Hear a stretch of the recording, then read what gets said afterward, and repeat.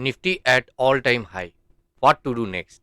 Nifty at all time high पे है और अब आगे क्या करें, कई इन्वेस्टर्स ने ये क्वेरी की है, तो आज हम इस वीडियो में यही समझते हैं। हेलो दोस्तों, स्टॉक एनालिसिस चैनल में आप सभी लोगों का स्वागत है। यदि आप इस चैनल पर नए हैं तो सब्सक्राइब करें ताकि आप मार्केट और इन्वेस्टमेंट से जुड़ी हुई नए नए वीडियोज आपको मिलती रहे।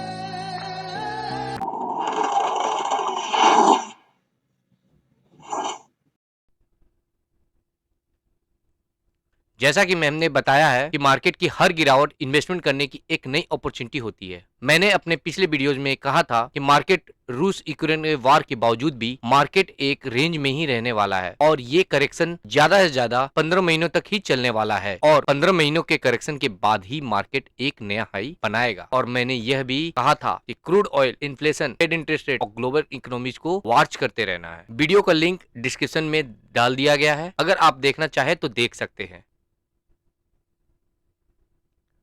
निफ्टी ने अक्टूबर 2021 में 18,600 का हाई लगाकर जून 2022 में 15,200 का लो बनाते हुए रिकवरी शुरू कर दिया और 14वें महीने में ही न्यू हाई लगा दिया। रूस यूक्रेन के वार की वजह से क्रूड ऑयल $125 तक भी चला गया था और महंगाई भी बहुत बढ़ गई थी। महंगाई को कंट्रोल करने के लिए फेड ने इंटरेस्ट रेट को बढ़ाना शुरू कर दिया और जिससे कंपनियों की कमाई कम हो गई और एक रिसेशन होने का डर पैदा हो गया और मार्केट करेक्शन फेज में चला गया। लेकिन मार्केट रिकवर होकर के 14वें महीने में ही नया हाई लगा दिया। ऐसा क्यों हुआ, आगे यह समझते हैं।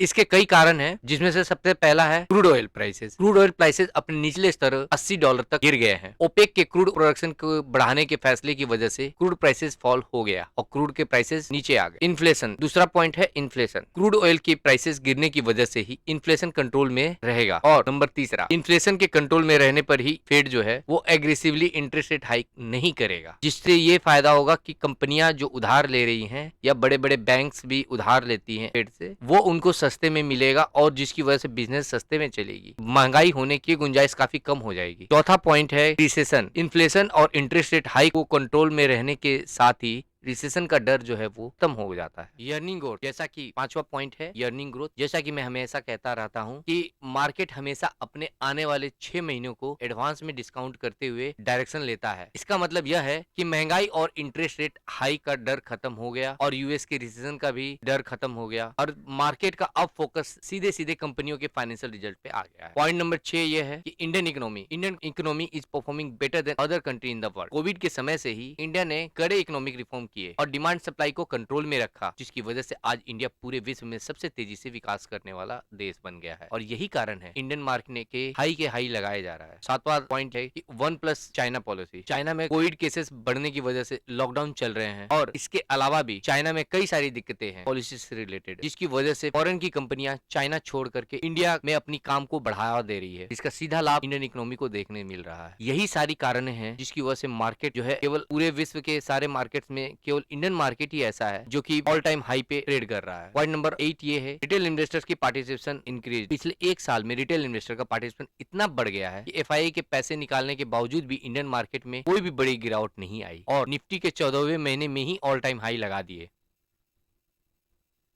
इन्वेस्टर्स ने एक और महत्वपूर्ण सवाल पूछा है कि मार्केट ने तो ऑल टाइम हाई लगा दिए हैं लेकिन हमारे पोर्टफोलियो ने हाई तो लगाया ही नहीं, ऐसा क्यों?